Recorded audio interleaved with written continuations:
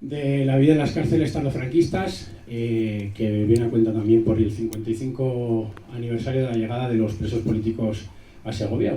Ya nos contarán luego cómo fue esa llegada y lo que supuso para la ciudad. También Santiago Vega, no hace falta que lo presente. Y también tenemos en la mesa a la periodista Adriana López García, que moderará el coloquio.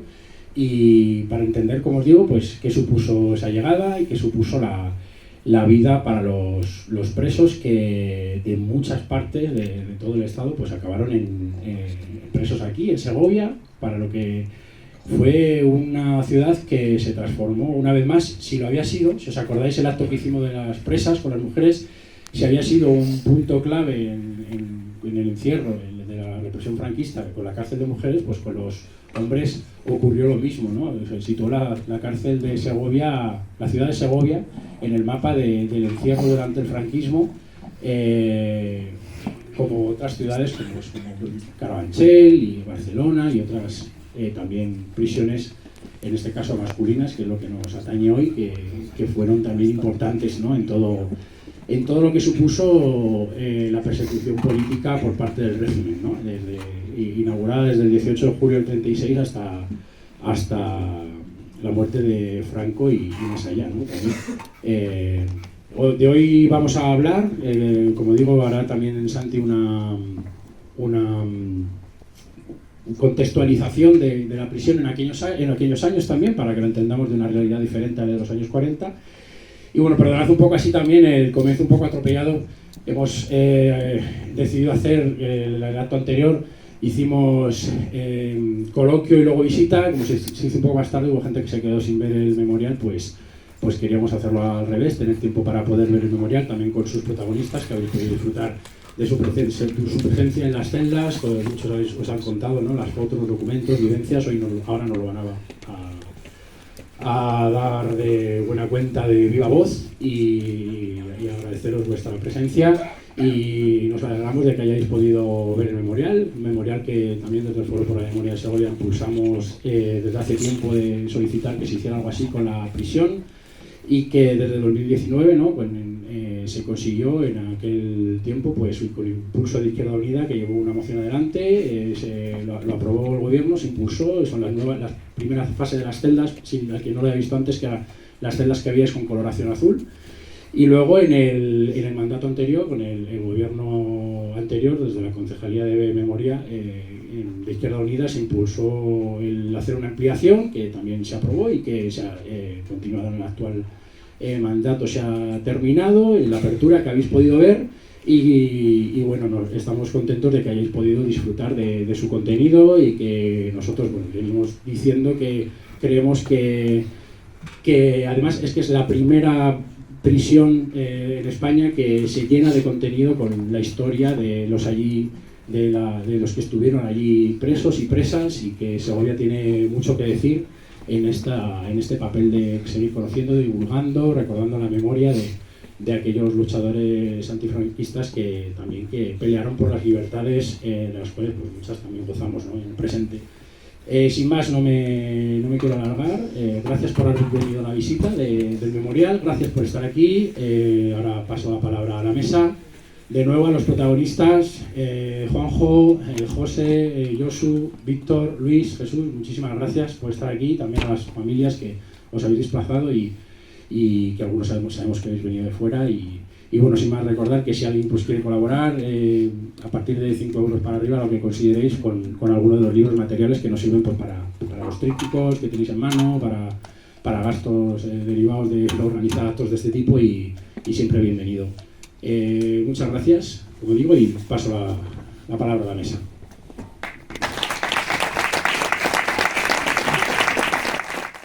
Muy brevemente, es muy importante, hace un mes nos dejó nuestro compañero y amigo Carlos Fernández Rodríguez, un historiador muy cercano y además que investigó pues, la historia del PC de la posguerra. Es uno de los grandes especialistas del PC de la posguerra, y investigó sobre el padre de Luis, de Hilario Pérez Dorrego, y otros tantos valientes que se enfrentaron a la dictadura en los peores momentos, en los años de plomo. Y bueno, pues es un historiador al que tenemos mucho cariño, y bueno, pues sirva este pequeño homenaje para él, Carlos. Bueno, muy brevemente, la historia del tardofranquismo es algo distinto al resto de la dictadura y bueno, pues se inicia, era importante poner esto, 1959, inauguración del Valle de los Caídos, es el mismo año del primer plan de estabilización de los tecnócratas, que llega el gobierno de los tecnócratas y que cambian esa autarquía que había fracasado estrepitosamente, pues viene la liberalización económica y bueno, pues son aspectos importantes, pero el franquismo sigue anclado a su pasado con ese memorial de sus caídos, esas son palabras de Franco en la inauguración. En este desarrollismo tiene como tres aspectos, me parece importantes, además de que viene dinero europeo que permite, que posibilita esa industrialización. Eso permite que haya una mecanización del campo, tractores, cultivadoras y junto con un crecimiento de población que hay en las zonas rurales, lo que hace es provocar un éxodo rural a las grandes ciudades, como vemos ahí, fundamentalmente País Vasco, Cataluña, Madrid y otras ciudades.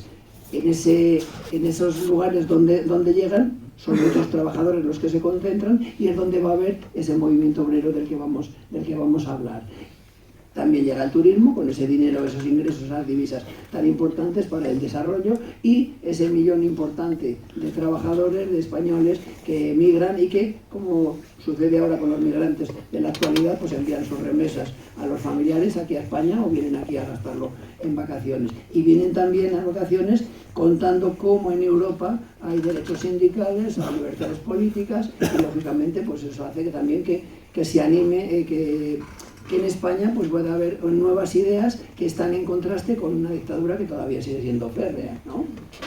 Tenemos una de las primeras huelgas importantes del año 62, la huelgona de Asturias, en la que ya participa nuestro testimoniante Jesús Redondo Abuil, gallego, pero que fue a trabajar a las minas de Asturias y ahí se impregna de ese movimiento obrero y esas huelgas que provocan un primer cierto cataclismo en el régimen, en la dictadura, porque se va a extender esas huelgas fundamentalmente al País Vasco. Un movimiento obrero incipiente, cada vez más fuerte, con las comisiones obreras que se han ido creando en distintos lugares, en distintas empresas y que bueno, son las que están iniciando esa movilización.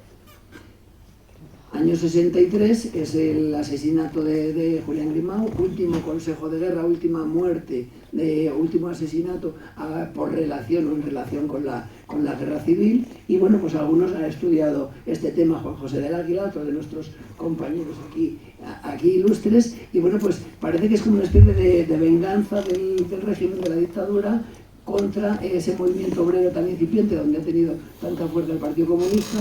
Y bueno, pues al tener detenido a Julián Grimau, pues en él como que le ponen como objetivo y bueno, pues lo van a ejecutar. Y ahí es interesante ver la parte de arriba, como en El Pueblo, el periódico del régimen, pues aparece justificación de que no lo habían maltratado, que no lo habían torturado, cuando bueno, pues todos conocemos pues las torturas que sufrió en la Dirección General de Seguridad, sede donde está el gobierno de Ayuso, ¿no? Y bueno, pues las movilizaciones exteriores que vamos a ver después. Paralelamente, Franco vende esos 25 años de paz, 1964.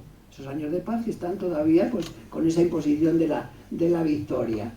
Pero ese mismo año 64, lo que tenemos es otro aspecto importante, que ya le decía yo antes a Juan José del Águila, es el máximo especialista en el TOP, Tribunal de Orden Público, que es algo muy importante. Hasta 1964, hasta que llega el TOP, la persecución de las actividades políticas y sindicales la hacen los tribunales militares.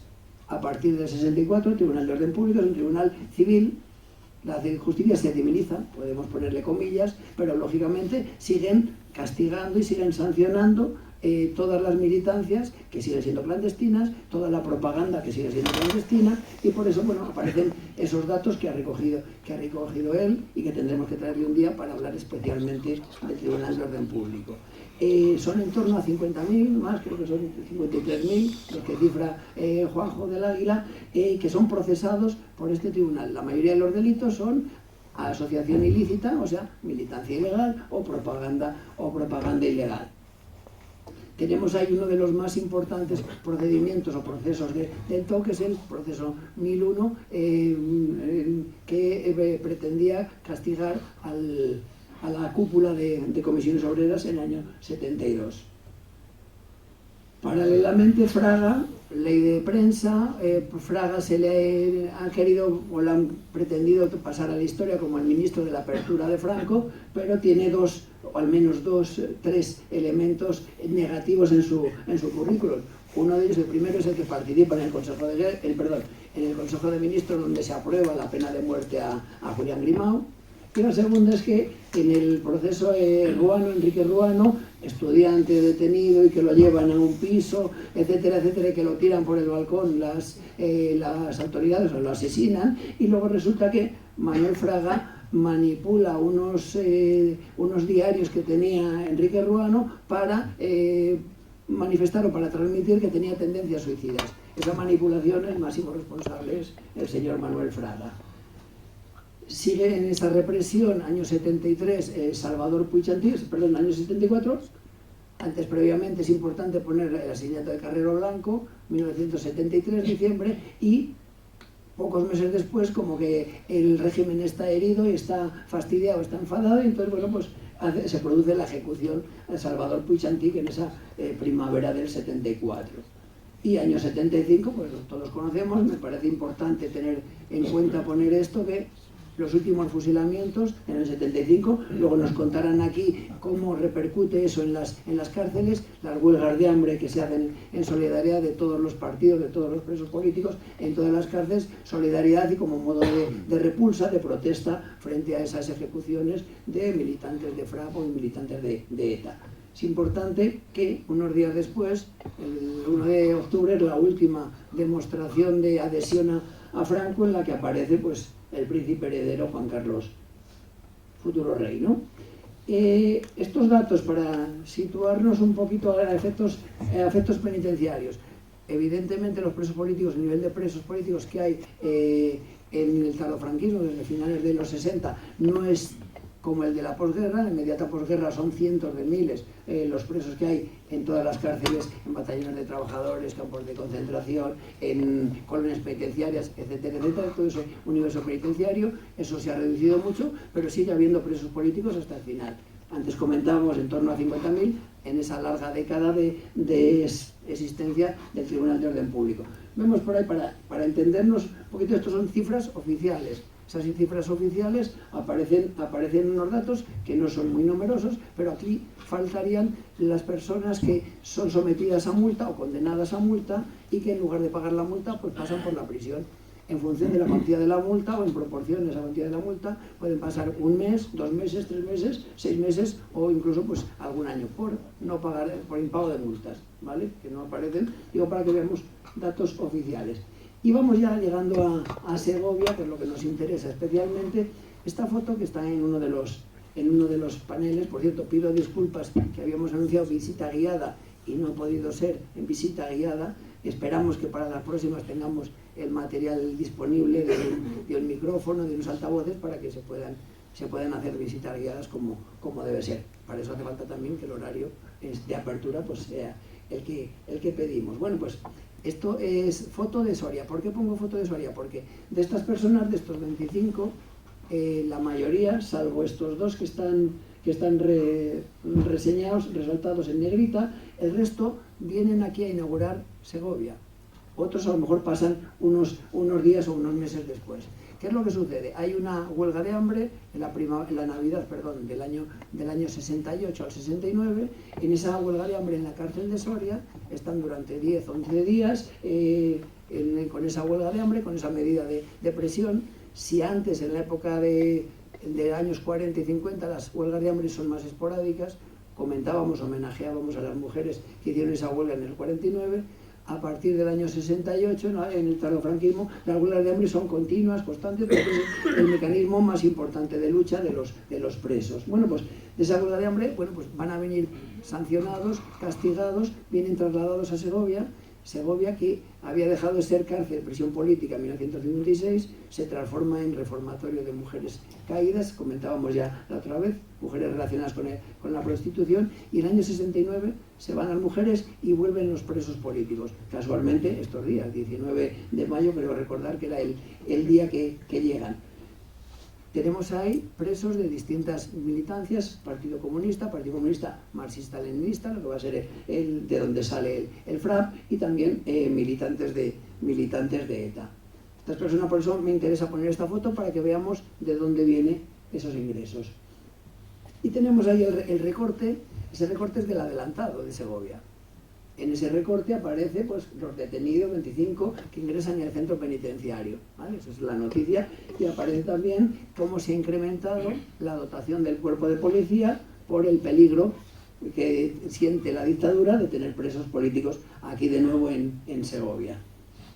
Estas cartas, estos son documentos para que veamos. Aquí, lógicamente, tenemos que hacer el agradecimiento al archivo histórico del PC, que es una mina para los historiadores, porque tiene documentación desde la guerra, inmediata posguerra, desde todas las cárceles de España, porque los presos comunistas eran muy disciplinados y escribían informes que sacaban al partido, y el partido los ha ido archivando. Gracias a estos documentos pues conocemos la realidad de lo que sucedía, además de conocer lo que nos pueden contar las personas que lo vivieron.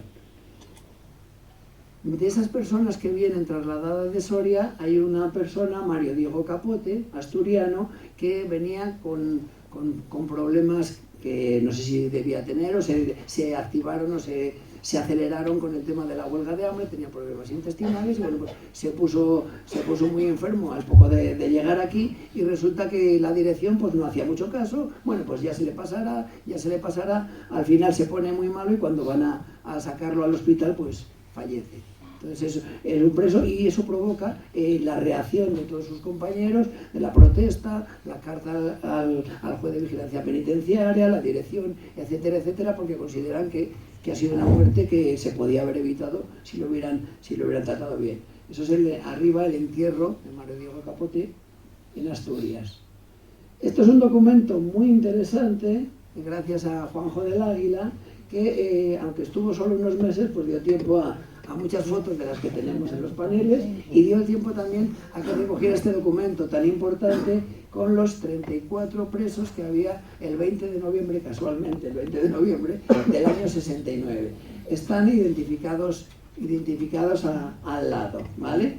El único que no hemos conseguido, tenemos que tratar de conseguir identificar algo más, es Felipe, que firma por ahí no funciona bueno, ahí a la altura de la segunda columna hay un tal Felipe que no pone los apellidos y que no hemos sabido identificarlo. Bueno, pues ese es el listado, 34 personas, Marcelino Camacho, el hermano Gallardo, hay presos canarios, hay también vascos, hay andaluces, hay de todo el país. Y no estaban, eso sí que también me comentaba Juanjo, Eduardo Saborido y Horacio Fernández Inguanzo, que estaban en el hospital justo en esos días. Podemos hacer un análisis de esto, es un análisis muy breve, pero yo creo que es interesante para ver cómo estaba la situación de los presos iniciales del año 69. Luego va a evolucionar bastante, luego nos comentará también Josu, ¿vale? Porque la proporción en cuanto a la militancia de los presos políticos en el año 69 en Segovia, pues vemos que es mayoritaria PC, Comisiones Obreras. Hay que tener en cuenta, antes comentábamos la importancia del movimiento obrero. Ya había habido unas primeras huelgas en el 56, luego la más importante, la del 62, y eso va extendiéndose especialmente en las zonas más industrializadas, Madrid, Barcelona, Valencia, País Vasco, y en esos lugares las comisiones obreras se van haciendo cada vez más fuertes. Incluso se presentan a las elecciones para el sindicato vertical y van a ir ganando esas elecciones. Los del año 65, 66, quiero recordar pues, que ganan las elecciones comisiones obreras, sindicato clandestino, que representa las elecciones del sindicato vertical. Bueno, pues esas son las militancias que tenemos en esos momentos. A partir del año 72-73 cambia bastante esa proporción. Aquí en Segovia y en otros muchos lugares, porque la militancia de ETA pues, va a ser mucho más importante en todas las prisiones. La militancia del PC se va reduciendo, y van entrando también otras militancias de otros partidos a la izquierda del PC, ya sea la LCR, el Partido de los Trabajadores, etcétera, etcétera. Y de los delitos por los que fueron condenados, que eso también, ese dato lo tengo gracias a Juanjo del Águila, esos delitos asociaciones ilícitas, pues propaganda ilegal, eso es lo más habitual, pero luego tenemos, curiosamente, rebelión militar y sedición. Estos son delitos todavía por tribunales militares. ¿Y por qué? Porque tribunales militares enjuiciaban ya no solo la militancia ilegal, que ya la hace el Tribunal de Orden Público, sino lo que consideran atentados contra la Fuerza Armada, etc. Nos va a contar luego Jesús Redondo Abuin cómo en Canarias va a haber un enfrentamiento, una reunión que había ilegal, clandestina, de dirigentes del PC, y va a ir la Guardia Civil ahí pues disparando y demás. Entonces, bueno, pues se produce ahí cierto altercado y encima los acusan, a los detenidos los acusan de rebelión militar, ¿no? Para que tengamos en cuenta esos datos. Esto es un detalle que me parece muy significativo de la realidad que había respecto a la religión, respecto a los capellanes. Lo de arriba es el informe que hacen los presos de Segovia sobre el capellán de aquí. Y dicen que es un capellán que se quedó anclado en el Concilio de Trento y que, bueno, pues que era muy antiguo y que además era anticomunista y que, bueno, pues en un papel bastante trasnochado. Y en cambio abajo tenemos al obispo Palenzuela Velázquez. Don Antonio es el obispo de Segovia, nombrado en 1970 y que en septiembre viene de visita aquí a la cárcel y va a estar durante varias horas, Luis se acuerda, durante varias horas departiendo con los presos y transmitiendo humanidad.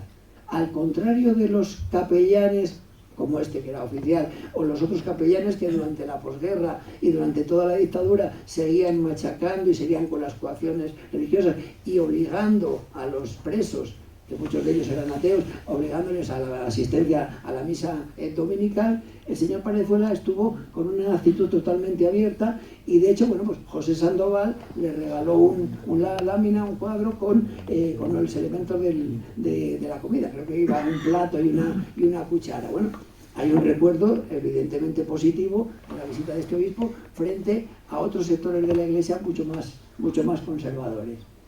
Y bueno, solo dos aspectos más. Estos son los paneles que, por un lado, tenemos el tardofranquismo. Hay una realidad que continúa con la dinámica que había previa, o sea, de años anteriores. Por ejemplo, las visitas el día de la Merced, 24 de septiembre, era cuando podían entrar los niños.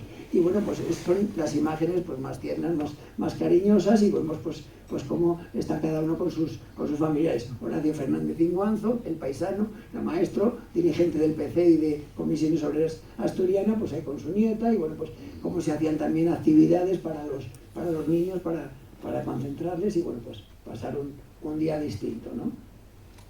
Y hay dos elementos que son distintos respecto a los de las mujeres. En los paneles, las celdas de mujeres y las de hombres tienen una misma estructura, pero hay dos aspectos que varían. Una es la solidaridad exterior. En la época de las mujeres, del 46 al 56, aunque sí que haya algunas instituciones exteriores que ayudan, que apoyan, que envían dinero a las mujeres presas, esa solidaridad exterior se activa en mayor medida a partir de los años 60.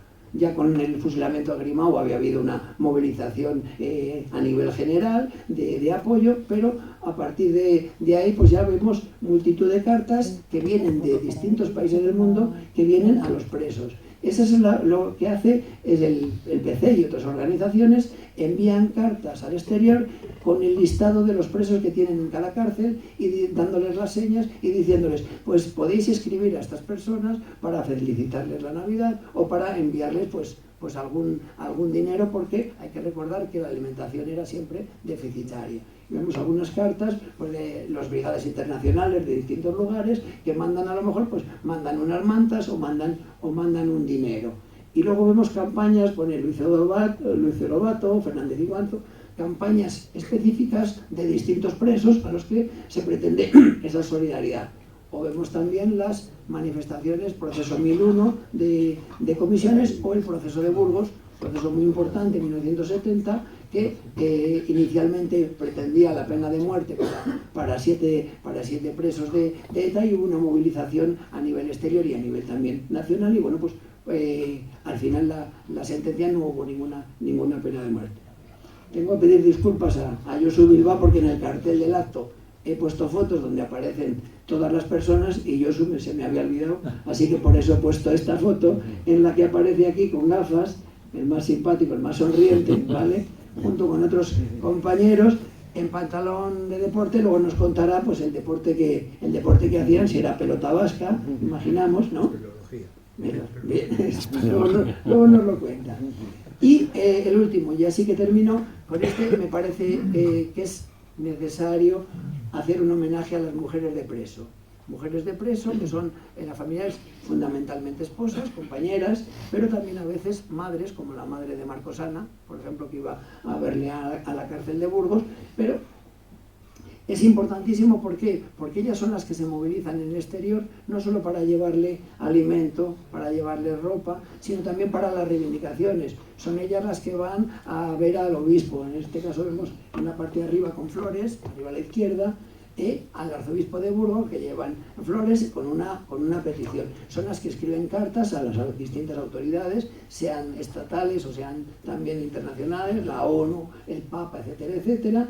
Y bueno, pues son las que hacen también ollas comunitarias que llevan a las cárceles. Y bueno, pues yo he simbolizado, que es una de las más conocidas, no es la única evidentemente, pero una de las más conocidas es Josefina Samper, que llevaba esas ollas a la cárcel de Carabanchel. Aquí también traía comida, igual que otros familiares. Este panel no son fotos de Segovia, porque no he conseguido, y aquí hago el llamamiento, si hay algunas fotos de esos viajes, pues estaría muy bien. Son fotos fundamentalmente de la cárcel de Burgos, que era la principal cárcel de hombres, de presos. Y bueno, pues quería terminar con esto, con este homenaje a las mujeres de preso. Muchísimas gracias.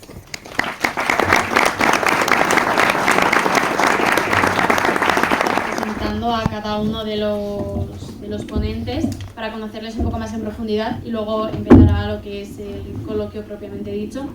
Voy a empezar por Juan José del Águila. Era estudiante de Derecho cuando se unió al movimiento estudiantil FUDE, que es la Federación Universitaria Democrática Española, y luego al PCE. Fue expulsado de la Universidad Complutense de Madrid, terminó la carrera en Valencia, fue condenado a propaganda ilegal y estuvo preso en distintas cárceles, como en Algeciras, Segovia y Jaén. Terminó siendo abogado laboralista y luego juez. Es autor del mayor y mejor estudio sobre el Tribunal de Orden Público. Juanjo, ¿cómo recuerdas el momento en el que te detuvieron? El momento que me detuvieron,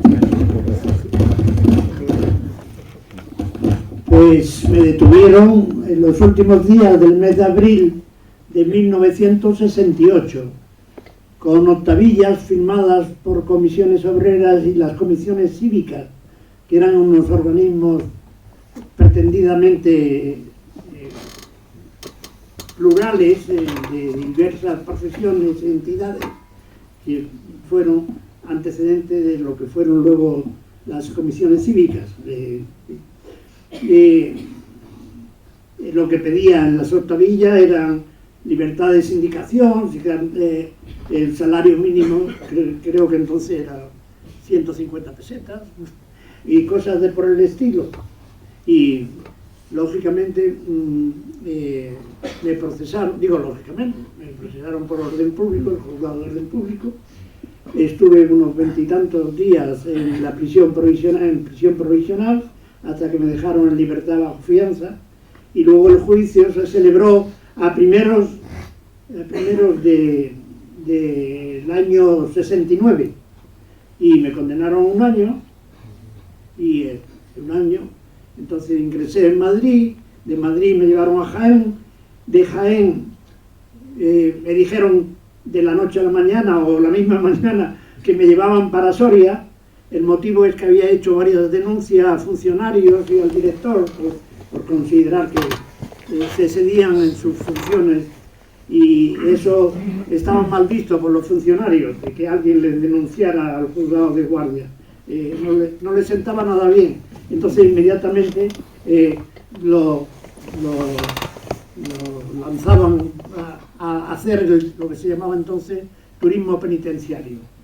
De forma que manera que me sacaron de Jaén, estuve en Madrid de paso, pero en Madrid me enteré que a los que estaban en Soria lo habían traído aquí a Segovia, y entonces me trajeron para Segovia.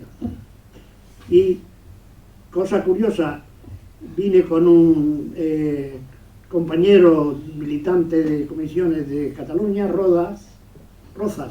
Ángel Rozas. Y el día que veníamos, conducido, esposado, lógicamente, por la Guardia Civil, pasamos por San Rafael y pasamos como unos minutos antes de que ocurriera la tragedia del restaurante de San Rafael, donde hubo unos 60 muertos y muchísimos heridos. Nos enteramos aquí al llegar a Segovia, que empezaron a sonar ambulancias y tal, y nos enteramos de que había sido el accidente. Pues muchas gracias. Pepe Benito Batres, madrileño, fue vocal provincial de la Unión de Trabajadores y Técnicos del Sindicato Vertical. Fue elegido cuando tenía solo 19 años y fue uno de los fundadores también del Sindicato de Seguros de Comisiones Obreras. Le detuvieron un par de veces antes de ser condenado 4 años y pasó por las prisiones de Jaén y Soria, aparte de Segovia. Cuando salió de la cárcel fue obligado a hacer la mili bajo la presión de unos mandos militares que conocían sus antecedentes y su militancia. Después volvió a su trabajo y a la lucha tanto en el Sindicato de Comisiones Obreras como en el PCE. Empezaste desde muy joven a estar involucrado en política. ¿Por qué desde tan temprano? Bueno, pues la verdad es que empecé muy temprano porque venía de familia comunista y ya de pequeño, con 7 años, en el colegio me pegaba porque no iba a misa. Simplemente los lunes llegaba y el profesor me ponía la mano y me daba palmetazos. Todo esto crea una situación de enfrentamiento. Y entonces, bueno, pues la primera vez que me detuvieron tenía 15 años, me soltaron inmediatamente porque casi llevaba pantalones cortos. Y luego a partir de ahí me detuvieron otras 6 veces más. Una de ellas me detuvieron en mi casa con mi padre, que se llamaba igual que yo, José Benito, de primer apellido. Y la coincidencia esa, y como la policía solamente llevaba el primer apellido, decidieron que como no sabían a cuál se debían llevar, pues nos llevaron los dos, que era lo más sencillo. Me pasé 2 meses en Carabanchel, en el año 69, en esta excepción, 2 meses mi padre y 2 meses yo. Los dos juntitos entramos allí, bueno, yo estuve 12 días en la Dirección General de Seguridad, nos subían por la mañana y nos daban una manta de hostias, y nos bajaban por la tarde y nos daban otra manta de hostias. Es decir, eso fue normalmente los 12 días que estuve allá. Mi padre como no tenían nada contra él, se lo llevaron a Carabanchel inmediatamente.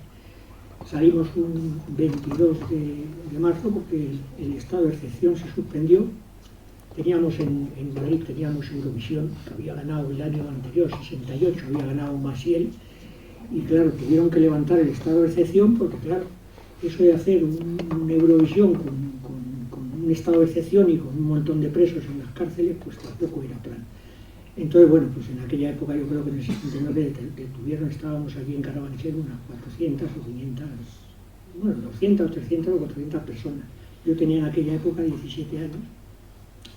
Y bueno, ya la última vez que me detuvieron, porque luego me detuvieron 2 o 3 veces más, reclamando en una de ellas la amnistía en la puerta de Carabanchel, pero bueno, la última vez que me detuvieron, que fue cuando ya me condenaron a 4 años, eso fue en el año 72, fue el Roberto Conesa. Me conocían demasiado, porque había sido detenido 6 veces antes, y estaba en una cafetería de la calle Atocha y bueno, estaba allí el Roberto Conesa, yo me di cuenta que habían allí policías y cuando salí fuera de detenerme me intenté escapar y me persiguieron a tiros y bueno, al final me detuvieron, lógicamente.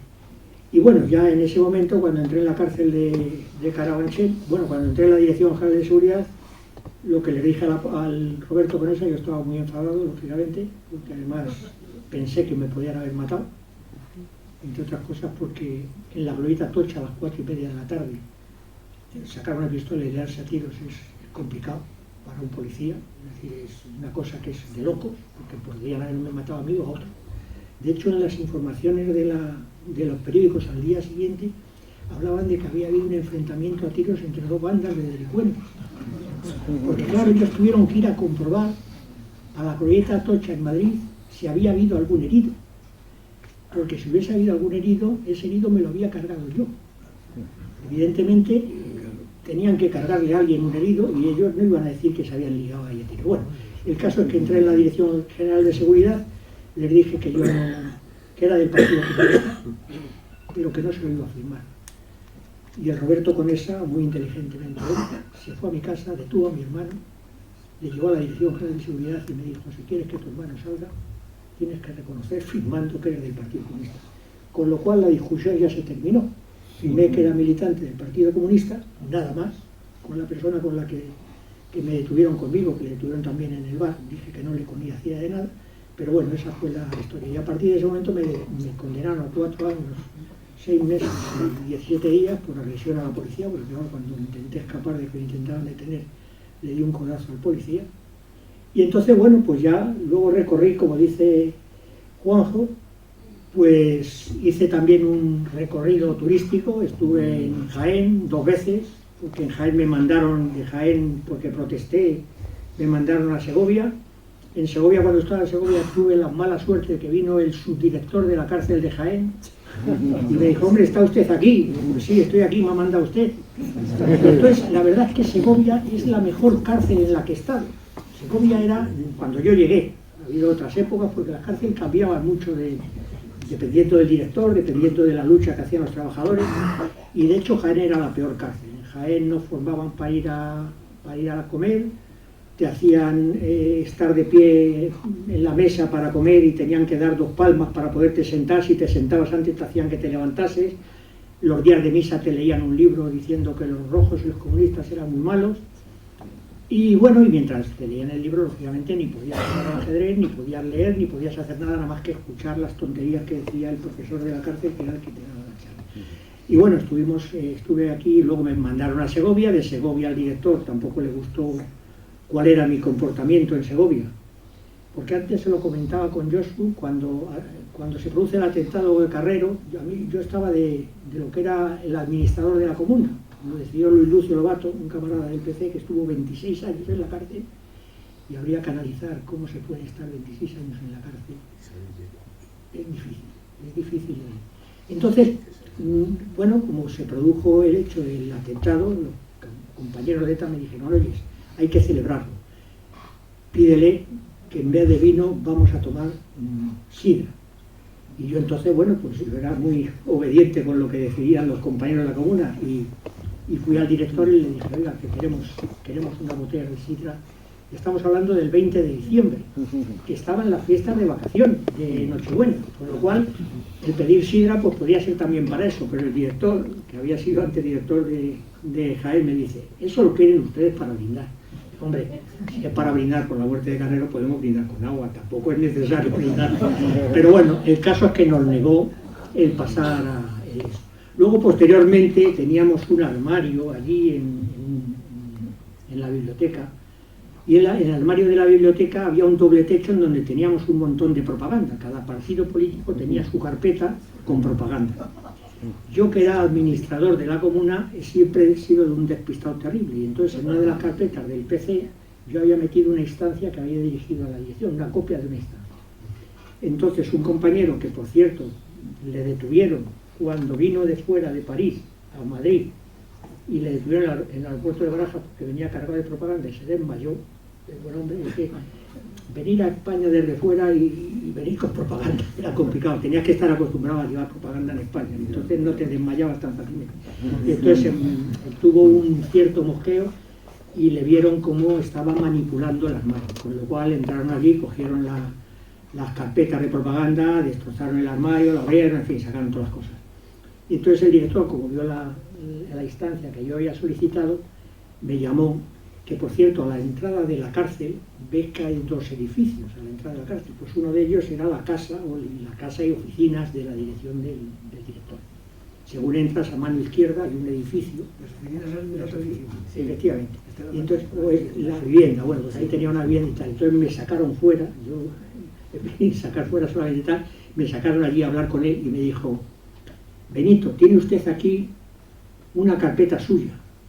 Digo: ¿una carpeta mía? Digo: me extraña, yo no tengo ninguna carpeta. Digo: sí, aquí hay una carpeta que tiene una instancia suya. Digo: bueno, la instancia es mía, pero la carpeta no.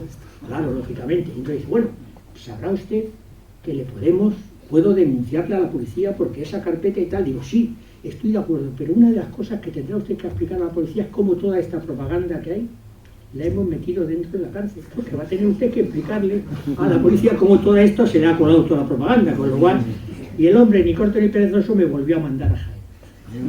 Y yo le dije, por favor, no me mande usted a Jaén, que en Jaén me llevo muy mal con Jaén. Y dice, hombre, ya lo sé, pero yo le mando a Jaén. Con lo cual en Jaén aguanté 2 meses exactamente, y uno de los meses estuve en celda de aislamiento porque solamente llegar ahí tuvo un follón y ya se dio, y me mandaron entonces a Soria.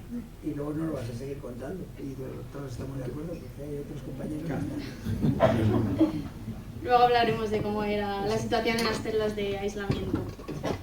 Josu Bilbao Cos era empleado de la Caja de Ahorros de Vizcaya, fue militante de ETA y más tarde en el ECAI, que es la rama vasca de la Liga Comunista Revolucionaria. Ingresó en la cárcel en el 69 y sufrió 3 consejos de guerra por actividades clandestinas, injurias al tribunal militar y luego por más injurias.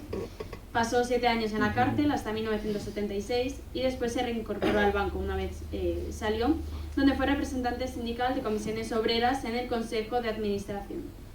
Pasaste por 3 consejos de guerra, ¿cómo lo viviste? Una romería.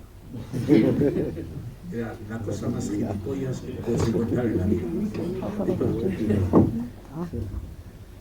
Un consejo de guerra es las cosas más gilipollas que puedes encontrar. Una pandilla de payasos de uniforme muy dignos que les mandas a tomar por culo y se ofende. Escucha, que me estás pidiendo 30 años. Pero tú estás tumbado, te llamo fascista y mamón y dices que yo soy el malo. Bueno, eso era. Los militares eran un auténtico descojón.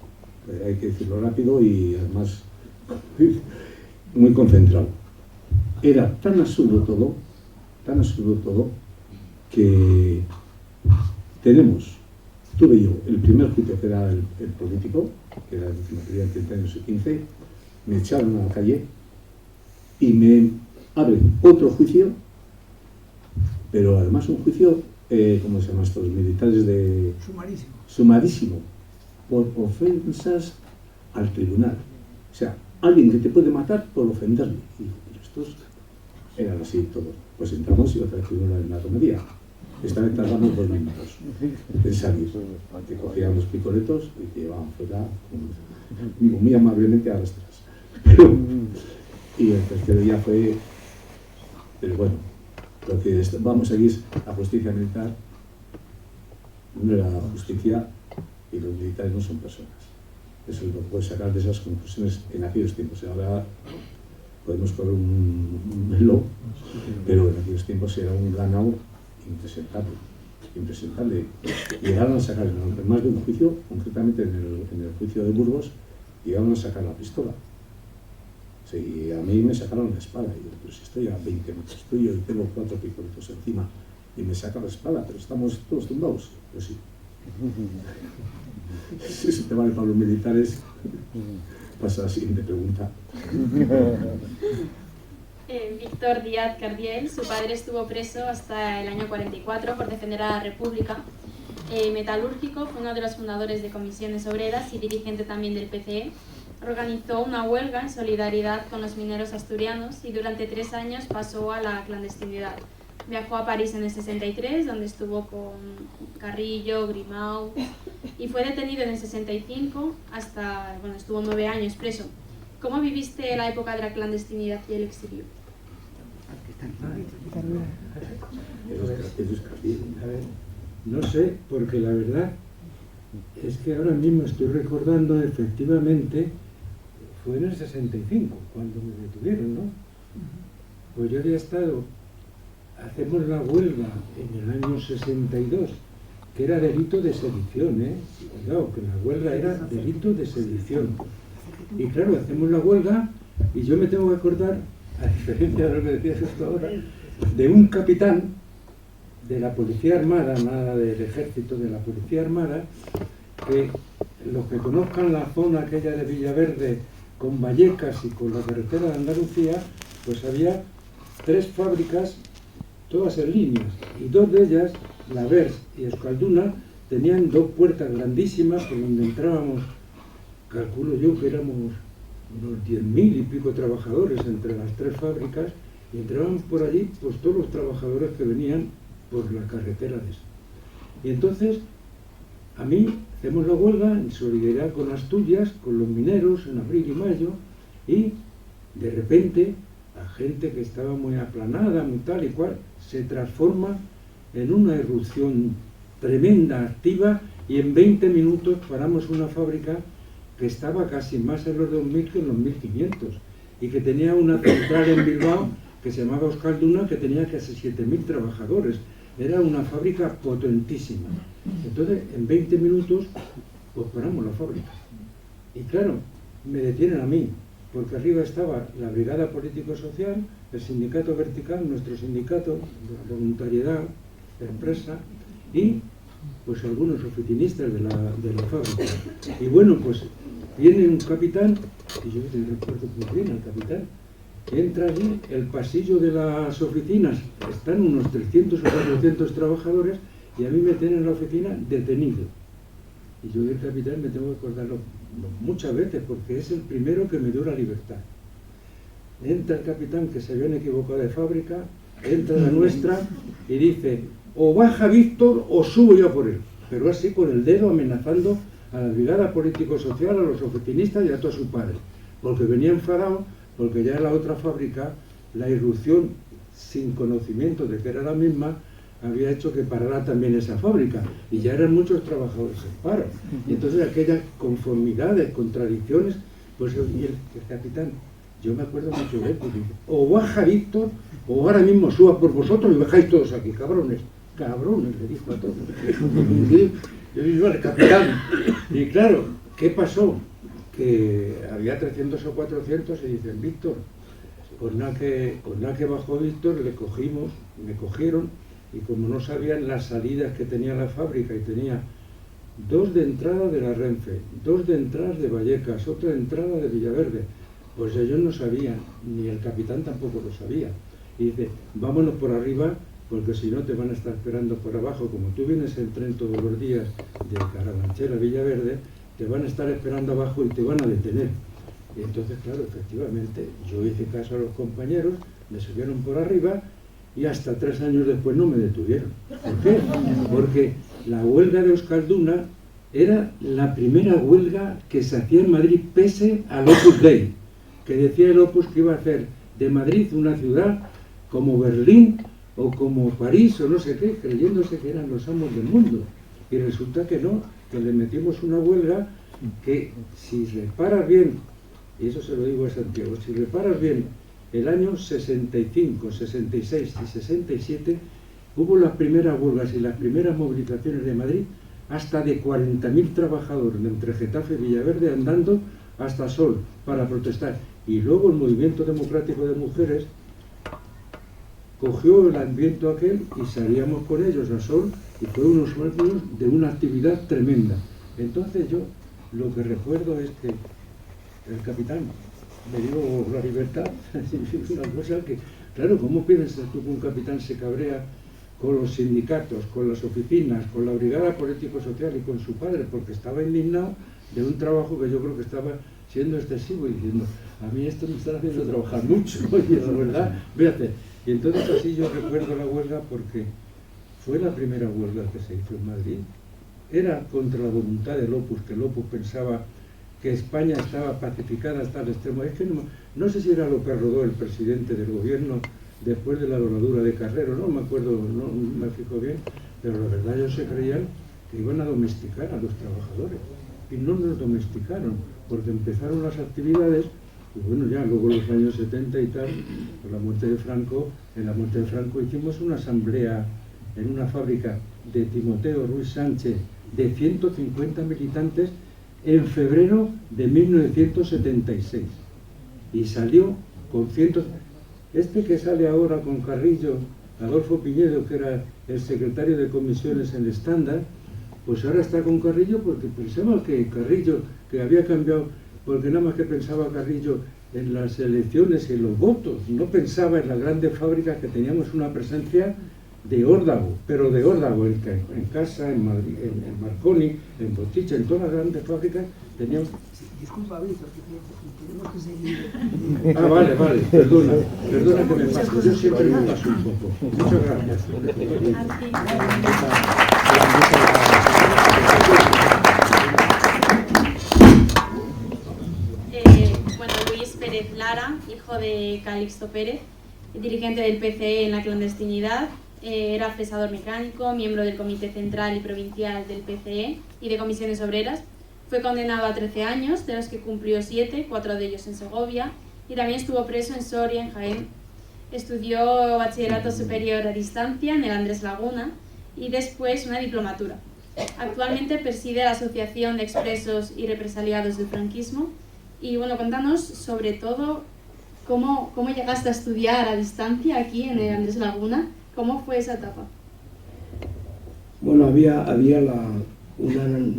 una normativa que en general permitía a los presos redimir pena por el trabajo. Pero claro, en las cárceles más importantes, en el momento que los trabajadores se ponían a trabajar, formaban un sindicato. Entonces en la cárcel también. Llegaron a un punto que ya negaron que trabajaran los trabajadores, y aquí que solicitamos trabajar para redimir por la pena del trabajo, porque un día de trabajo te valía 2 días de cárcel, pues yo lo que hice fue reivindicar que por lo menos nos dejaran estudiar, que eso no era lo mismo que, bueno, a ver si colaba, ¿no? Entonces hicimos mucho hincapié y realmente se nos concedió la posibilidad de estudiar. Una parte de nosotros que, como yo, a lo mejor, vamos, seguro, había tenido dificultades en la escuela, yo las tuve muy fuertes porque yo, por ser el hijo de un rojo, pues el maestro, en vez de enseñarme lo que tenía que enseñarme, me daba cada día una paliza. Es decir, que yo había hecho los estudios primarios, pero tampoco me dieron el diploma, ¿no? Entonces, bueno, yo me apunté enseguida a estudiar. Les conté la historia de los estudios primarios, no hubo ningún problema, pero la mayoría de nosotros que habíamos tenido esas dificultades en la escuela, habíamos tenido un interés especial en estudiar y habíamos tenido posibilidades de hacerlo de una manera seria. Determinadas asignaturas, sin haber hecho el bachillerato, estábamos muy por encima de lo que enseñaba el bachillerato. Entonces yo solicité hacer el bachillerato porque estaba convencido que muchas de esas asignaturas, de hecho en 3 años, pues hice el bachillerato completo, el bachillerato superior. El cura al que hacía mención antes en la introducción, yo traté de parecerle amigo, porque a mí el latín me gustaba y arranqué muy buenas notas del cura, y además pensó que había hecho suyo un nuevo miembro del rebaño, ¿no? Pero realmente lo que a mí me interesaba era el latín. Yo saqué muy buenas asignaturas, y donde tuve dificultad fue en las que no había podido estudiar solo, como era matemática, química, física, pero ahí tenían los presos de ETA, que había varios catedráticos, profesores, que naturalmente, de todo el proceso de Burgos, que fueron mis profesores de física, química, matemáticas, y que me ayudaron un montón. Y al mismo tiempo solicité estudios superiores. No fue fácil porque no me permitieron estudiar lo que quería ni donde quería, era muy limitado, y pude estudiar, hacer la carrera en comercio, en la escuela de comercio. Era una escuela particular, aparte de la universidad, pero que era equiparable a la universidad. Y bueno, por ahí animé a los compañeros, y yo era un poco a veces dictatorial con algunos compañeros, que los encontraba sin hacer nada por el patio, y me preocupaba mucho porque yo era consciente que los años de cárcel iban a ser muchos, y por lo tanto había que emplearlos para tener menos horas de sufrimiento. Cada día de comunicación con la familia pues era un día penoso, de estar, como decíamos nosotros, barrenando por el patio, por lo que suponía encontrar, ver a la familia a una distancia respetable con un funcionario por medio, y era un sufrimiento. Bueno, pues hicimos los estudios, yo saqué muy buenas notas, alcancé el título de perito mercantil, el bachillerato superior, y además pues hacíamos una cantidad de estudios también propios. En eso Sandoval nos ayudó muchísimo, y algún otro compañero, porque aparte de esos estudios hacíamos los propios nuestros, que trataban naturalmente de conocer. Muchos presos no tenían tanto conocimiento de qué significaba un sindicato, qué significaba un partido político y cómo había que luchar contra una dictadura franquista tan cruel como los 40 años del franquismo, ¿no? Esos estudios fueron contagiándose a otras cárceles. Yo, como decías, hice la ruta turística también, un año en Carabanchel, un año en Soria, un año en Segovia, en Segovia casi 4 años, y el resto en Jaén, que efectivamente era una cárcel terrible. Yo, que me decían que iba a segundo grado, que era un grado, porque esto era un penal, pues yo iba muy contento a Jaén. Me encontré allí lleno de chinches, iban a misa todo Dios, los que eran católicos y los que no, y aquello era un auténtico infierno. Yo, que iba ya cansado de estar en la cárcel, porque ya había pasado, pues me tuve que poner otra vez el mono y poner otra vez puesta. Llegué un sábado y me dice: mañana hay misa, tenemos que ir porque aquí hay un director. Y yo dije: pues anda, que los que hay en las otras cárceles no quiero ni contarlo, a ver si vais a decirme que en una cárcel franquista hay un tomócrata como director. Bueno, los compañeros allí era distinto, porque aquí estrenamos esta cárcel los 25 rebeldes que veníamos de la huelga de hambre de Soria, ¿no? Entonces, claro, viene un núcleo tan fuerte, varios miembros del Comité Central del Partido Comunista, una parte de la dirección de ETA, de otros partidos también, estaban 2 anarquistas. Bueno, llegamos y empezamos a transformar la cárcel como hacíamos en todas las cárceles. Franco había decidido que Burgos había sido un tormento, ya empezaba a ser un tormento para la dictadura, porque la presión exterior, con el símbolo que significaba la cárcel de Burgos, pues no le ayudaba nada, y empezó a repartirnos por toda la... Bueno, pues hubo que domesticar la cárcel de Jaén también, porque yo llegué allí y dije que no iba a misa. Y bueno, pues ya empezó tuve una entrevista con el director diciendo que, además, porque reunía a todos los que quisieron escucharme en la cárcel, diciendo que los que fueran católicos se defenderían, los que hicieran lo que querían conveniente, como ir a misa, pero los que no lo éramos, que había un decreto de Franco, además, que no estaba cumpliendo el director de la cárcel, que era de libertad religiosa, entre comillas, porque luego esos decretos no se cumplía ninguno, como la libertad de asociarse de Fraga. Luego te asociabas y no era posible. Bueno, eso pasaba lo mismo. Y yo llegué allí y le dije al director que no íbamos a ir ninguno de los no creyentes a misa. Bueno, me dijo que yo había visto mi expediente, que tenía un montón de cruces rojas, que yo le aseguré que no las había puesto yo, y que además no tenía por qué responsabilizarme de ellas.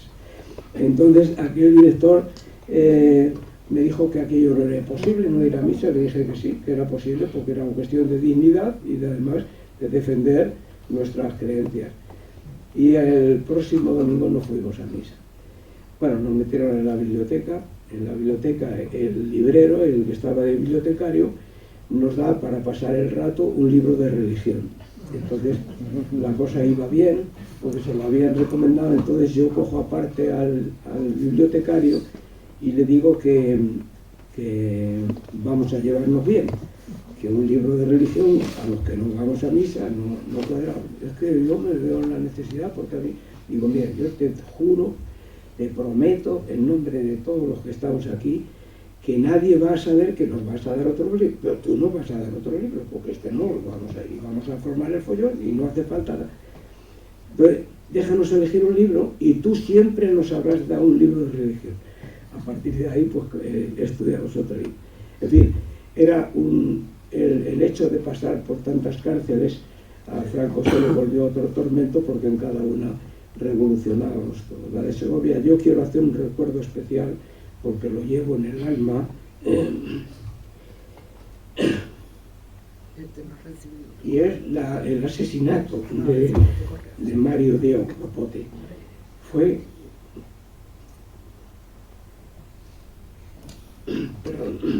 un crimen horrendo, porque yo por la ventana, Buin se acordará, Víctor, todos los que estaban, empecé a dar voces que ese hombre estaba en la celda tercera de una galería, que traía en su acompañamiento una medicación, un régimen alimentario, que tenía una enfermedad que se le iba a licuar la sangre, que le dieran lo que traía. Y empezamos a dar voces por las ventanas a los patios, porque estábamos divididos en 6 grupos y terminantemente prohibido vernos.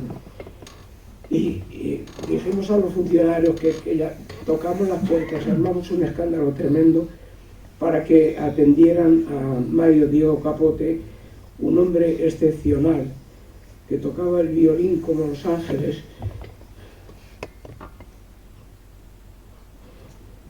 y que lo mataron. Perdón.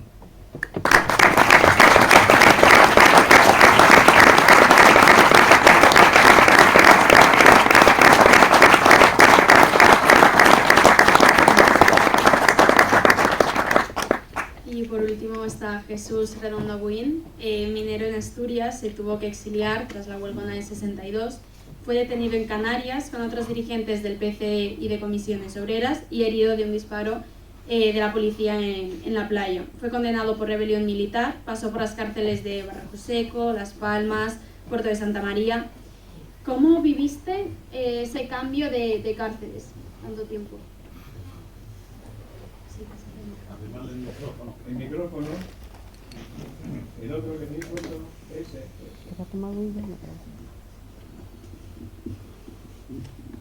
Yo tuve muy lejos.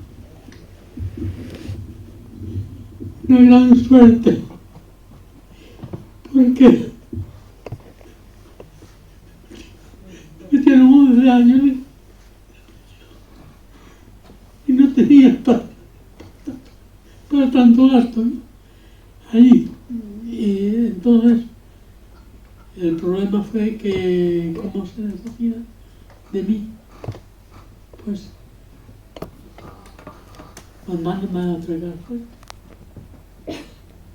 y condenándome a 11 años. Había entrado con una petición de 9 años y salí con otra de 11 años. Y el delito, que yo sepa, no cambió, no había cambiado. Entonces lo que hice fue declararme dispuesto a cumplir la condena allí donde fuera más indicado, ¿no? Y la verdad es que no pude terminar los 11 años de cárcel, ni los echo de menos.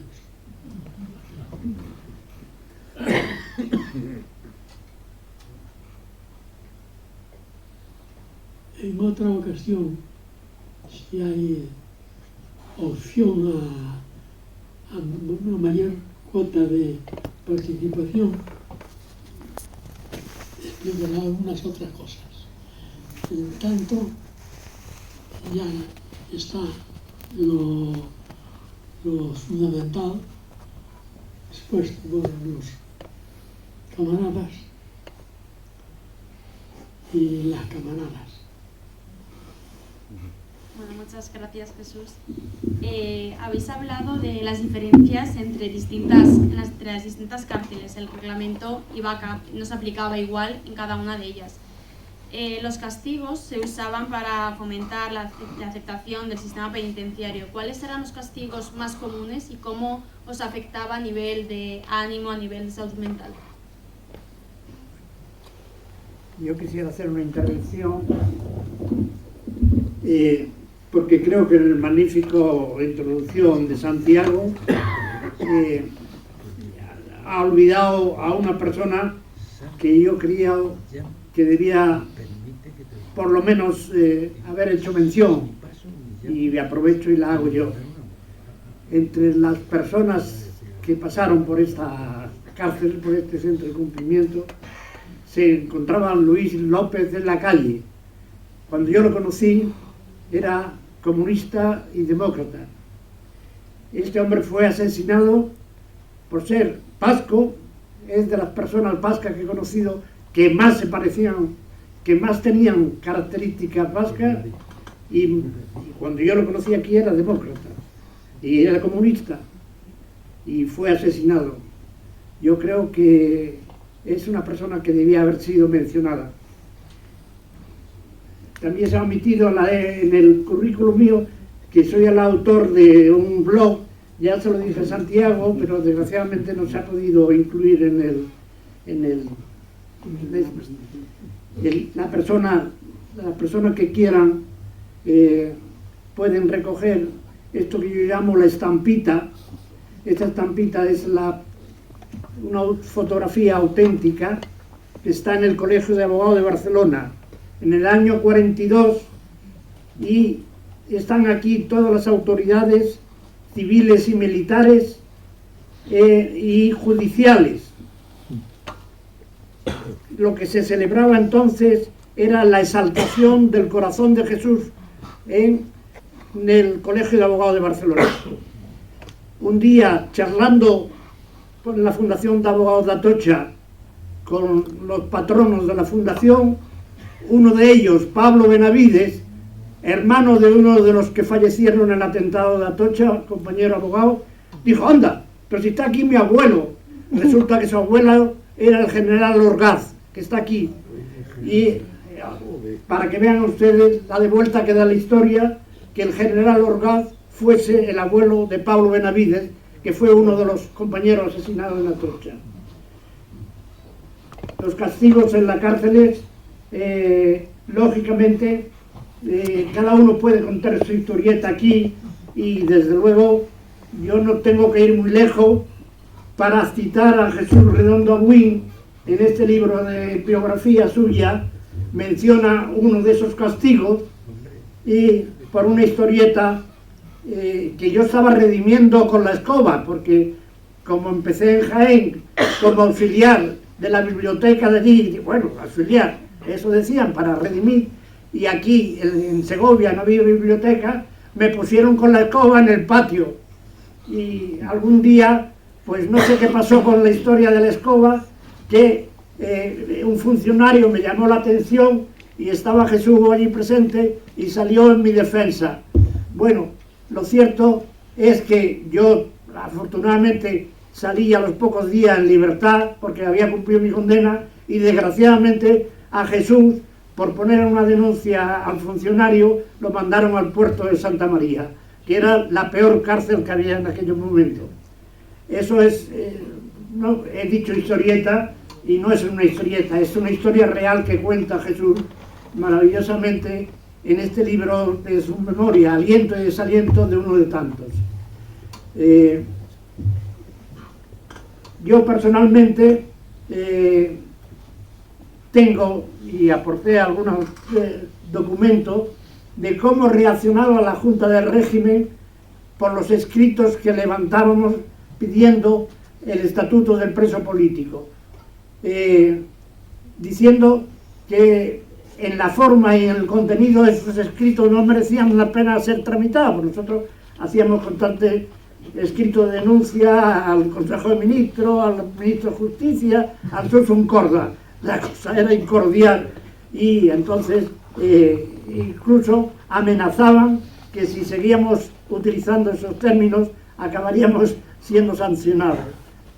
Hay constancia por escrito de esos escritos y la respuesta que daba la dirección. Yo creo que a mí en un acto como este me interesaría, bueno, creo que hay que subrayar una cosa que es importante. Franco, el régimen franquista, se salió con la suya, no reconoció el estatuto del preso político. Solamente en un periodo del 49 al 56, en ese país se reconoció de que había presos políticos. El resto no se reconoció.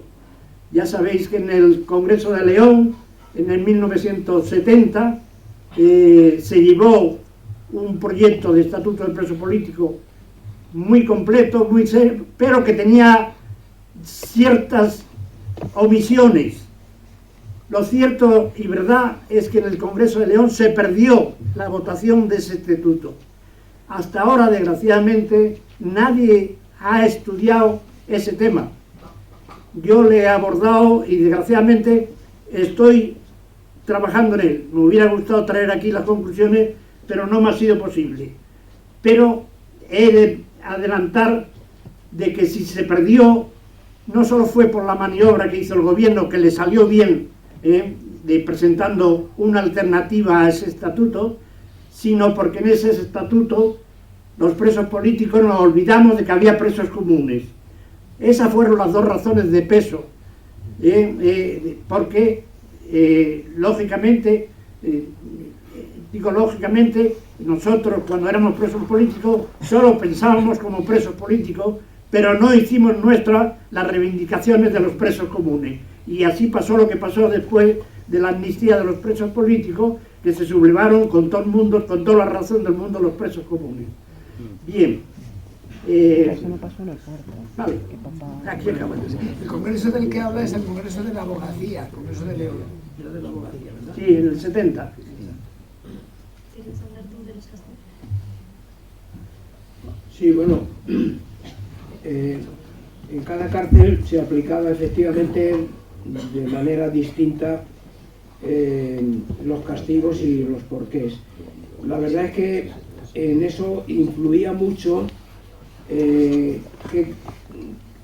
qué cantidad y qué presos había en cada cárcel. Yo, lo de Burgos, la cárcel de Burgos, bueno, era la universidad también, la universidad popular en aquel momento, y allí, por supuesto, bueno, las instancias a las que hace Juanjo mención eran permanentes, y en algunas cárceles donde coincidimos un núcleo importante de presos políticos, de los más peligrosos, como decían los directores de la cárcel, pues lográbamos crear un ambiente donde al director se le hiciera más difícil los castigos. No así, no obstante, por supuesto se aplicaban por cualquier cosa, es decir, pues por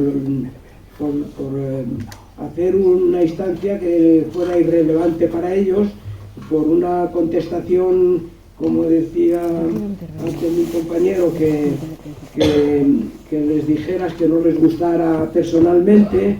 Yo aquí fue en un invierno de los peores de Segovia, fui castigado me parece que fueron 28 días en una celda, que el castigo componía la mitad del rancho, que ya el rancho era manifiestamente insuficiente.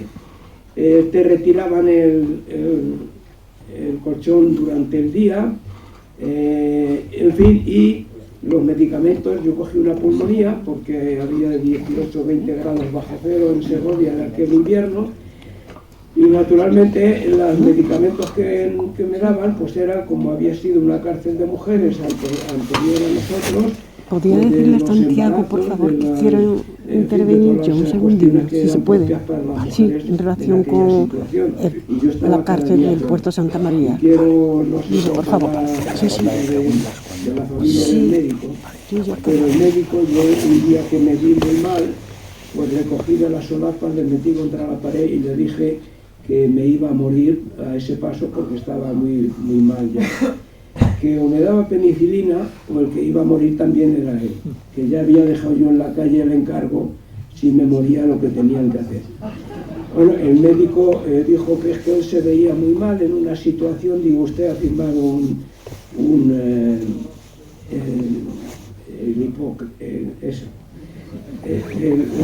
la obligación de atender a un enfermo y sanarle, y tiene que hacerlo, porque si no usted va a caer en... Bueno, el caso es que al día siguiente yo tenía penicilina, y aquello me salvó, aunque me duró mucho tiempo las secuelas de la neumonía. Eran castigos absolutamente, y además cualquier cosa, nosotros había que guardar la dignidad como fuera, porque el objetivo de las cárceles era aplastar nuestra dignidad, hacernos manejables para ellos, de tal manera que pudieran hacer a su antojo la vivencia en las cárceles. Y nosotros defendíamos pues cualquier cosa. Una Navidad aquí, resulta que logramos que nos den una botella de vino para cada 5, me parece que era. Y me acuerdo que Montoya y algún compañero más, mi gran amigo Montoya, estaban diciendo que es que ellos no beben. Casi los matamos. Porque, ¿qué hizo el director? Quitarnos el 1/4 de litro de Montoya, porque naturalmente había uno que no bebía. Bueno, pues ahí hicimos una sublevación en la cárcel por el 1/4 de litro de vino, porque si no, nuestra dignidad, pero ¿a cuánto tocábamos los 24 restantes en ellos llenos de cruces rojas? Por cualquier cosa tenían una cruz roja. Pero era también la lucha por la dignidad de los presos lo que cambiaba también la aplicación de los castigos en las cárceles, y eso fue algo que nos salvó. Hay que decir que yo le doy la razón a mi amigo de lo que dice de los presos comunes. Yo quiero salir también, que él tiene razón, pero quiero decir que en muchas cárceles libramos batallas a favor de los comunes, en muchas cárceles. En Carabanchel los violaban, los maltrataban. Hicimos lo indecible para acabar con aquel crimen que estaban cometiendo. En cualquier otra cárcel era un trato absolutamente vejatorio, y nosotros sacábamos todo lo que podíamos para ayudar, pero no llegamos a lo fundamental, que era pues que ellos tenían derechos que había que defender, y es verdad. Porque además muchos de ellos nos hicieron muchos favores a los presos políticos en la cárcel. A ellos les facilitamos la convivencia, y ellos nos ayudaron a nosotros. Aquí hubo un gallego, cuento la anécdota porque era muy reservado, como algunos gallegos, reservados en contar cosas, ¿no? Y entonces yo le pregunté un día por qué estaba aquí, que no lo contaba nunca, y me hice amigo suyo, y ya un día le dije, cuéntamelo, si no pasa nada, tú ya estás en la cárcel. Y dice, es que cortéle la cabeza al dueño. ¿Y cómo le cortaste la cabeza? Bueno, se había abusado de su mujer, le había maltratado, y a partir de ese momento yo a ese hombre, nosotros los que estábamos ahí, le apadrinamos, cuidamos de él, porque era un hombre muy limitado. Quiero decir que esa convivencia también se daba según quien estaba en la cárcel, ¿no? Y esa es mi opinión sobre la influencia también nuestra en los castigos. Adriana, perdona, quiero tener la palabra. Vamos a ver. Yo tenía aquí apuntado, y además lo ha recordado Lara, en la refutación que ha hecho en la relación con los presos comunes, que en esta cárcel de Segovia los servicios que teníamos los presos políticos lo hacían los comunes. Esto es, los que estaban en la cocina, los que estaban en la peluquería, los que estaban en el economato, eran presos comunes, o sea, eran presos que estaban al servicio de los presos políticos. Esto fue una realidad y a mí me asombró el primer día. Perdonad, he olvidado antes algo que es fundamental, que pase al relato histórico de la prisión de Segovia. Lo tengo aquí por escrito y lo voy a leer. La idea y práctica de convertir el llamado centro de cumplimiento de Segovia de un solo edificio en 3 cárceles separadas y de vida autónoma en cada una de ellas para poder intentar controlar mejor a los diferentes presos políticos que discrecional y arbitrariamente elegían y distribuían las autoridades penitenciarias, fue de las medidas represivas penitenciarias más atentatorias a las reglas universales en vigor en esos momentos sobre el tratamiento a presos y reclusos e incluso la normativa de España del régimen penitenciario. Es una idea realmente malvada el que los presos políticos estuvieran separados, que no pudieran comunicarse entre ellos. O sea, eso solamente se le ocurre a una mente perversa, porque ya tiene bastante con suprimir la libertad de los presos y encima separar a los propios presos, castigarlos y sancionarlos si se intentaban comunicar entre ellos. Esto yo creo que es uno de los puntos claves que yo creo que se debían resaltar en el relato que estáis construyendo, y creo que es una aportación que había que hacer. Una de las medidas más represivas fue que este centro de cumplimiento de Segovia, desde el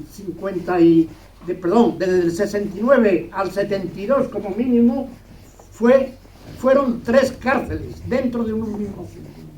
Nada más. Gracias. Llevas toda la razón, estaba buscando el documento, está en el panel, en el panel está explicado, pero no está destacado. Ya bueno, tenemos que destacar, a explicar todas las cosas. Cuando vinieron los 25, estuvieron distribuidos en 3 galerías y encima les prohibían, como está diciendo, les prohibían hablarse.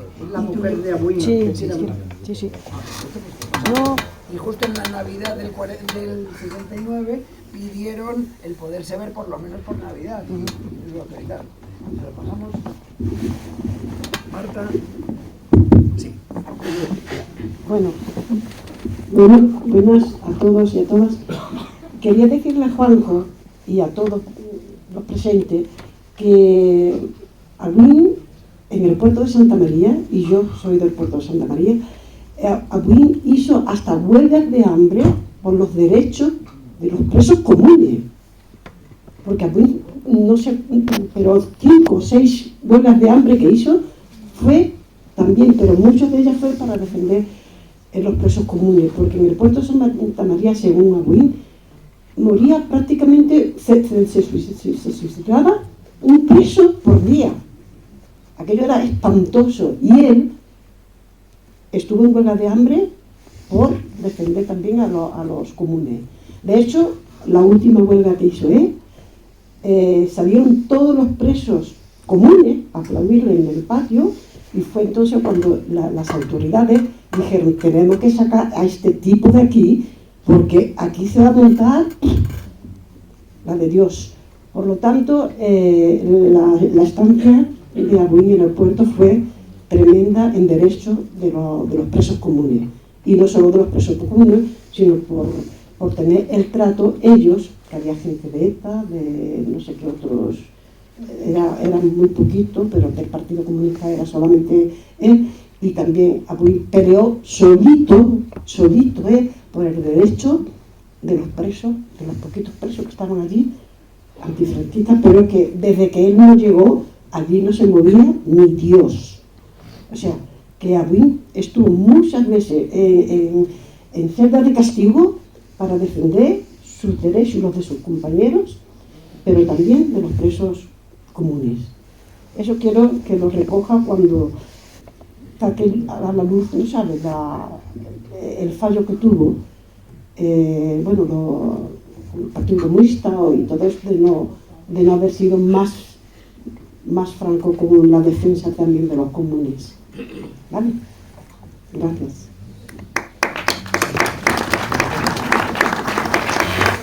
que conste que yo no me refería a la situación individual de algunos presos, me refería institucionalmente a cuando se convierte el estatuto del preso político. Mira, vamos, yo he conocido, porque he estado 4 veces en prisión, en el año 65 hasta el 72, en el 73, en el 74 y en el 75 y en el 76, y he conocido a los presos comunes en la tercera galería, ocupando 2 de los edificios, que íbamos al cine con ellos porque decían que si no podían ir al cine, no, si no íbamos nosotros con ellos al cine, no iban porque les pegaban en el cine. Y nosotros, solo conocido en Carabanchel, a lo mejor, estoy hablando del 73, del 74, del 75 y del 76. Y entonces en esos periodos, pues han conocido muchas cosas.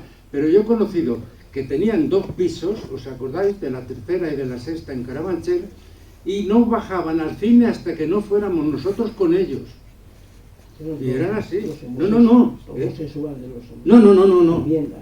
Había homosexuales y había no homosexuales. Ellos decían que viajáramos con nosotros porque iban más tranquilos, pero porque les pegaban. Mira, yo he conocido a un fulano que era preso común, que les bareaba, y nosotros llevándonos a la televisión, con Fraga autorizando ya la televisión, hablo del 74, del 75, nos dicen, no bajamos al cine si no vienen ustedes con nosotros.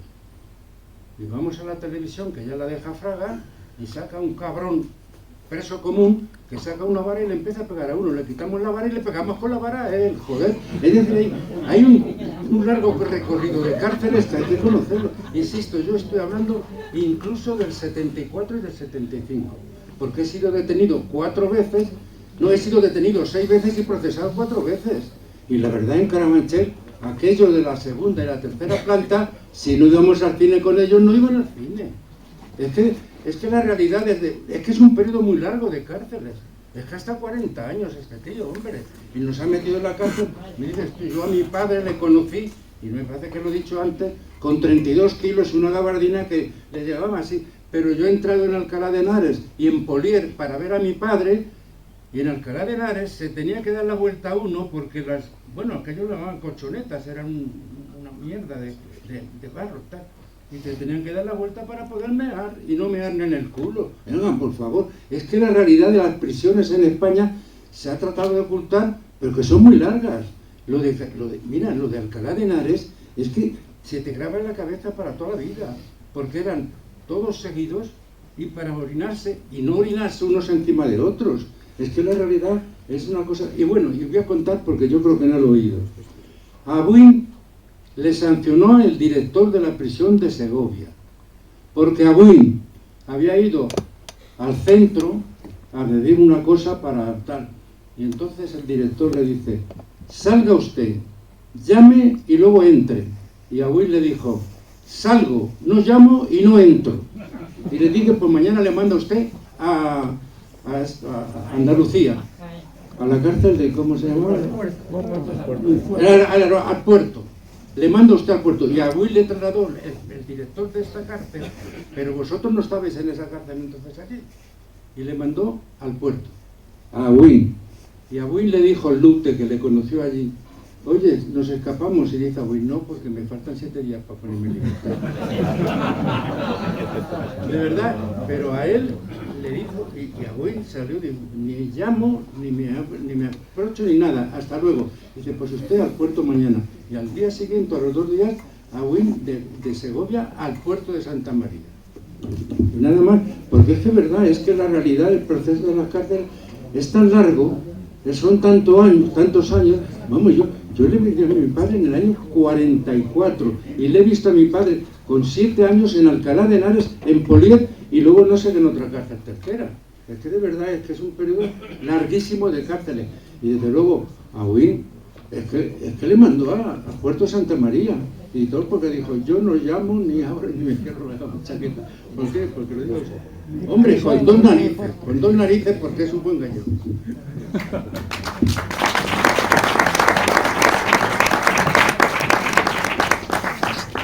Antes de que se nos acabe el tiempo, a Buin ha dicho antes que, bueno, si le quedaba tiempo, quería mencionar algo, así que por favor, cuéntanos. Lo que quiero contar yo no me cabe en este programa. No suena. Bueno. Yosu, Santi, Yosu, la fuga. Bueno, un par de cosas. Las estancias en las cárceles eran un hijoputismo total, pero había una cosa que era muy buena, que eran los viajes, los que se llamaban kundas. Aunque parezca mentira, en 7 años y cuarto que estuve yo allí, me fui de Basauri a Burgos, de Burgos a Soria, de Soria a Burgos, de Burgos otra vez a Soria, de Soria a Jaén, de Jaén a Segovia, de Segovia al hospital penitenciario y otra vez a Segovia. Todo esto pasando por Carabanchel y tirándote 15 días de mínimo esperando a que viniera otra cunda para llevarte. Lo pasábamos muy bien. Nos comía la mierda así, literalmente nos comía la mierda en Carabanchel. Y otra cuestión que esto ya, lo que acabo de contar es un poquitín cómico, porque hasta tuve un accidente con los picoletos que nos fuimos rodando con la furgoneta por un barranco. Y no les pasó nada a los hijos. Y la otra es que aquí en Segovia teníamos, que yo creo que es una cosa bastante importante para el pueblo, teníamos ayuda de la gente. Concretamente, yo me acuerdo de 3 personas. El médico de la cárcel, que no hemos podido conseguir estar con él, tendría ahora unos 84, 85 años, como mucho. Luego, no sabemos el nombre. Una vez nos dijeron que había ido como diputado, senador o diputado del PSOE, pero miramos el perfil y no era él. O sea que no hemos podido saber nada. Luego había, tirando hacia el castillo, había una librería de un señor que era del PC, que era un tío majísimo, que atendía a todas las familias, que era el centro de donde iban las familias. Y tercero, un hostal, Magurio o algo así. Sí, Magurio, que atendía a las familias de maravilla, de maravilla. Siempre que alguien necesitaba llegar y buscar una habitación, allí lo tenía. Y eso es un homenaje al pueblo.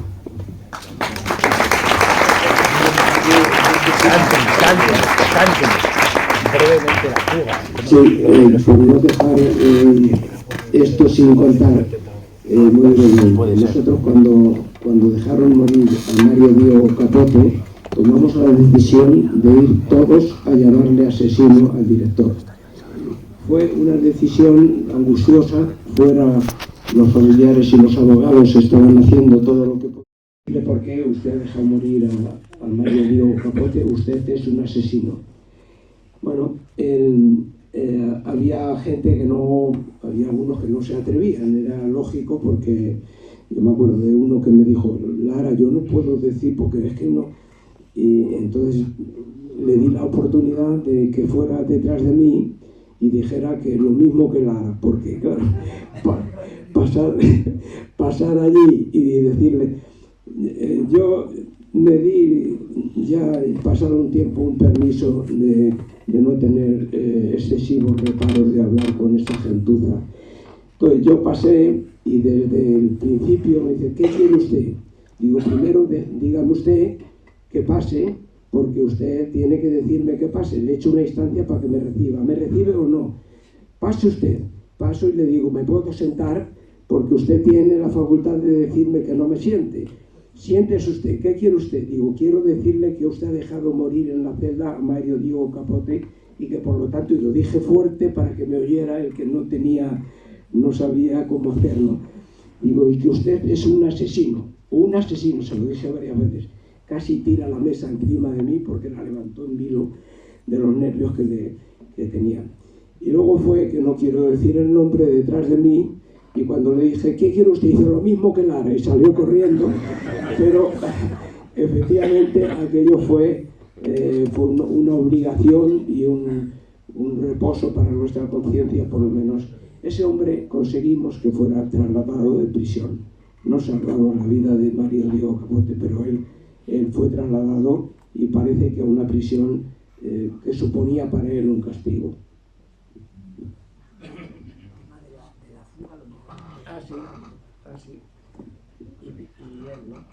Bueno, sí, aquí se preparó. La obligación de un preso cuando entra por la puerta es pensar ya dónde están los posibles pasillos para una fuga. Esa es la primera obligación.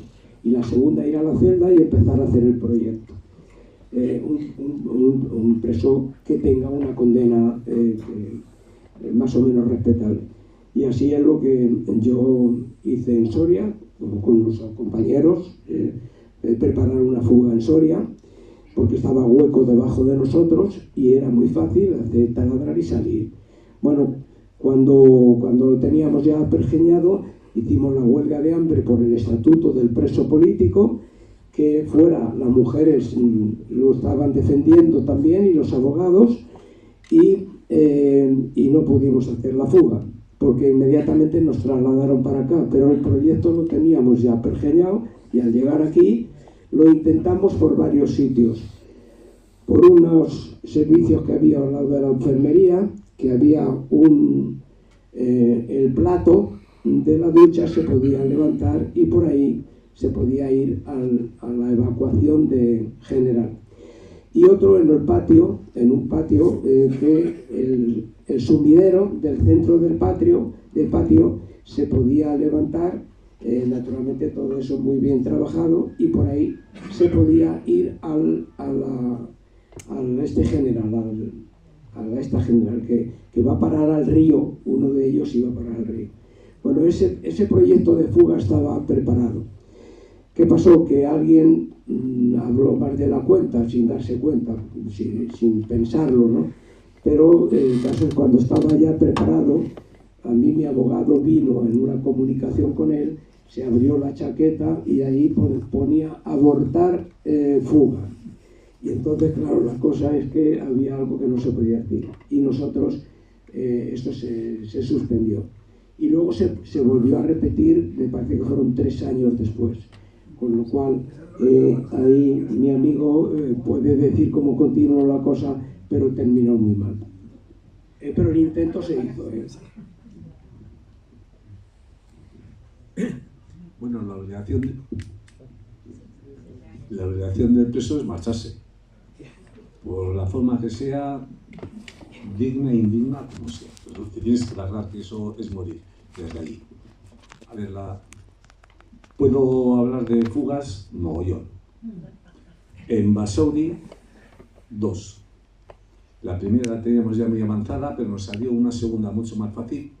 2 meses antes de que se escaparan 10 compañeros, me llevaron a Burgos. En Burgos habíamos conseguido hacer una entrada del exterior hasta donde estábamos nosotros, por afuera. Pues, nos meten en el juicio de Burgos y multiplican por 10 la vigilancia de la Guardia Civil. A lo bestia, fuera. Vamos a Soria. En Soria hacemos el agujero en la placa, en el B, era el pequeño, ¿no? Sí, A, B y C, en el B. Estamos divididos en 3 grupos que no nos veíamos. Uno de 6, otro de 10 y otro de unos 30 y pico.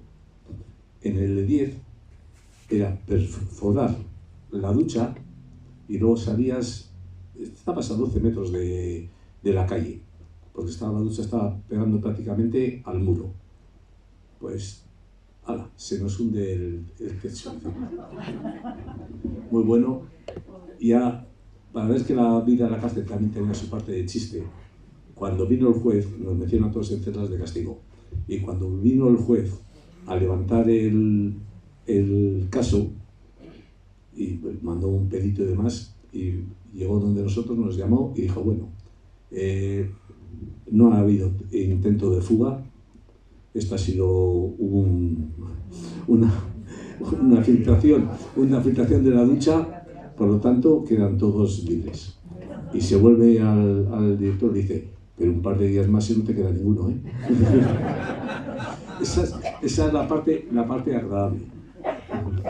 Y luego están las 2 de aquí. Las 2 de aquí es que estar aquí se puede extender durante 2 horas. Bueno, antes he estado con una pareja explicándole por dónde lo hacíamos y demás, ¿no? Es vivir una película.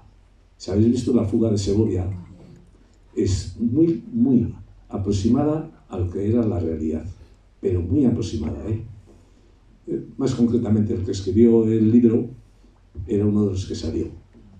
La primera, tuvimos la horrible mala suerte, habiendo estado, nosotros de los 54 que salíamos, habíamos hecho ya el recorrido por debajo por el túnel.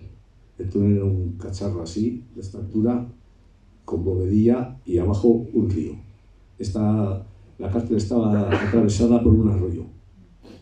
Nos lo encontramos, ¿eh?